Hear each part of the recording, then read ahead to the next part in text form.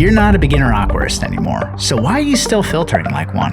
There's a strong chance the reason your tank isn't pristine, the water isn't clear, the tank isn't stable, or it keeps running into issues is because you're using beginner filtration. The secret behind every single one of my aquariums, the no maintenance setups and the high-tech ones, is simple: large external canister filters. So in this video, I'm going to break down exactly why canister filters bring you success and why a lot of the beginner filtration like sponge filters and hang-on back filters hold you back. By the way, all the gear I recommend is linked in the description, so go ahead and check out those links. If you find my content interesting, go ahead and like the video, subscribe to the channel, and hit the bell. Alright, let's start. First, we're going to discuss the biggest benefit of canister filters, and this is one that a lot of people totally overlook: total system volume. When you run a canister filter, you're not just filtering your tank efficiently, you're increasing the total volume of water in the system. And you've probably heard this saying before: dilution is the solution. This matters so much in small nano tanks. In a tiny aquarium, every parameter swings faster: nutrients, waste, GH, KH, TDS, ammonia. That's where beginners get into trouble. Fish can die, plants can melt, algae shows up, and they scratch their head and they wonder why. Now, this isn't going to solve every issue, but by increasing total water volume, you help stabilize the entire system and reduce the chance of these swings.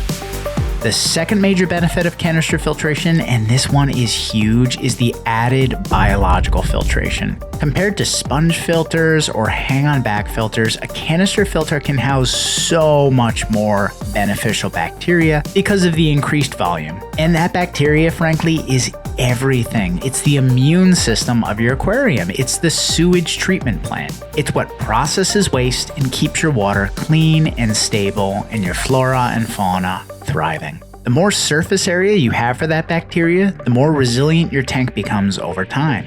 But know that it does take time to build up. Once it's established though, which in my experience takes several months to really build up, that's how you end up with a tank that basically runs itself. And that's how I've created systems over the years where the maintenance is minimal and the tank stays consistently beautiful. The third benefit of canister filtration, and this is the one I'd say most people ignore, is flow and circulation. I'd say 90% of beginners and even a lot of intermediate aquarists completely underestimate how important flow is. But in aquascaping, we know this very well. If you want a clean, high-level aquascape, flow is non-negotiable. You need circulation to distribute nutrients, CO2, prevent dead zones, and keep debris from settling. A lot of people comment on my videos and ask me, how do I keep my water clear? How do you deal with cloudy water? It's a non-factor, something I've never had to deal with canister filtration. Additionally, I don't ever have to rinse anything. Again, it's a non-factor. Canister filter does the job. It gives you the power to actually move water through the entire tank, compared to an underpowered sponge filter or a HOB filter. Now, the pushback I always get is, won't a canister filter be too strong, especially in a small tank or with certain fish? Here's the reality. When you pair a canister filter with proper lily pipes, the flow gets diffused into a smooth, laminar movement. It's not chaotic or blasting. It becomes this broad, gentle, controlled flow. And on top of that, you can buy double taps so that you can dial the flow up or down depending on the setup. I have these on a lot of my canister filters. On my paludarium, for example, I'm running a UNS Delta 60 with the flow reduced significantly. But if I move that same filter to a higher demand, larger tank, I just open it right back up. I've got a Delta 30 right here on full flow with the UNS 5S. It doesn't really get much smaller than this, and I have strawberry reservoirs in here, and you can see everything is perfect.